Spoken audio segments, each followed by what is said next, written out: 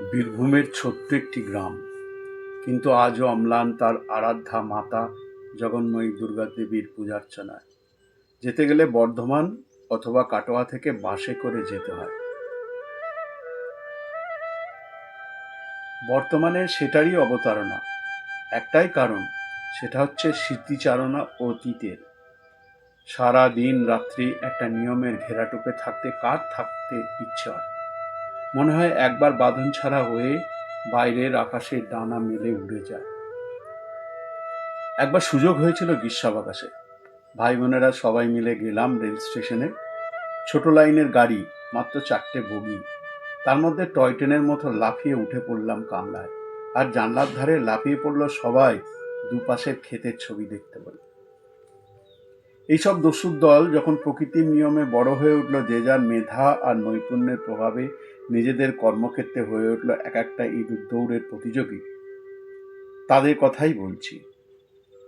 কোনা এক্সপ্রেসওয়ে হাওড়ার সাঁতরাগাছি স্টেশনের ওপর দিয়ে বেরিয়ে বোম্বে রোডকে হাওড়ার সাথে যোগ করে দিয়েছে, যেখানে পাশেই বাকসারা বলে একটা ছোট্ট জনপদ রয়েছে।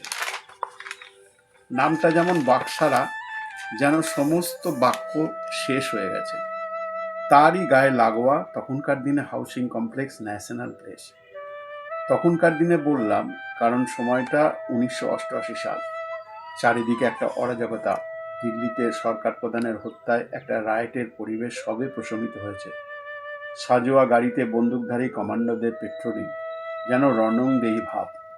যুদ্ধের ট্যাঙ্কের ওপর যেমন সেনা টার্গেট করে রাখে অর্জুনের লক্ষ্যভেদের মতো, তেমনি পেট্রোলিং কারের ওপর সাজানো বন্দুকের দিকে তাক করে থাকা সেনাদের মনে হতো এই বুঝি কিছু হলো।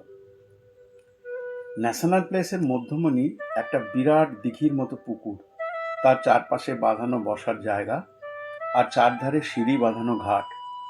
লাল সিমেন্টের চেয়ারগুলো, গায়ে কৃষ্ণচূড়া আর রাধাচূড়া গাছের ছায়ায় পথ চলতি মানুষের জিরোবার ঠাঁই, আর সোসাইটির বাসিন্দাদের আড্ডার জায়গা।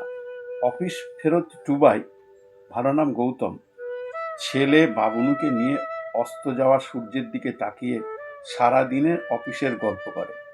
বছর খানেকের ছেলে তার সাথে সায় দেয়, কিছুই বোঝে না, আপন মনে বকবক করে বাবা, আর সন্তান তার নিজের ভাষায় অনর্গল উত্তর দেয়, যার কোনো মানে নেই। ঘাড়ের ওপর দিয়ে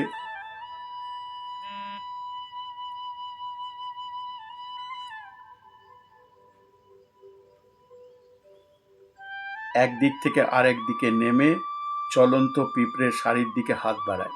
সাবধানী বাবা কোমল হাতে সেটা নিবারণ করে। সন্ধ্যায় 6টা বেজে যায়। দুজনের কথোপকথনে এবার ঘরে ফেরার পালা। সারা দিনের মধ্যে এই সময়টা টুবাইয়ের কাছে স্বর্ণ পড়ে। এইটুকু না হলে মনে হয় কি যেন একটা ফাঁকা রয়ে গেল। আশেপাশের পথ চলতি জানাশোনা প্রতিবেশীরা বলে, কিরে, তোর বাবার সাথে বেড়ানো হলো? ছেলের ফোকলা দাঁতের হাসির দিকে তাকিয়ে একটা তৃপ্তির হাসি ফেরত দেয় টুবাই। ন্যাশনাল প্লেসের বাসিন্দারা বেশ কেউকেটা। বাংলো টাইপের বাড়ি, দুটো আস্তানার মধ্যে অনেকখানি ফাঁকা জায়গা, যেন একজন অপরজনকে সাবধান করে বলছে, তফাৎ যা। কেউ কেউ আবার দুতলা বানিয়ে সামনের লনের বাগানের নানা রকম বাহারে ফুলের সৌন্দর্যের দিকে তাকিয়ে নিজেদের অস্তিত্ব জানান দেয়। এই টুবাইয়ের 3 বছরের জন্মদিনে বাবা গৌতম এলাহি ব্যবস্থা করেছিল। গোটা ন্যাশনাল প্লেস সেজেছিল নবদুলনের সাজে।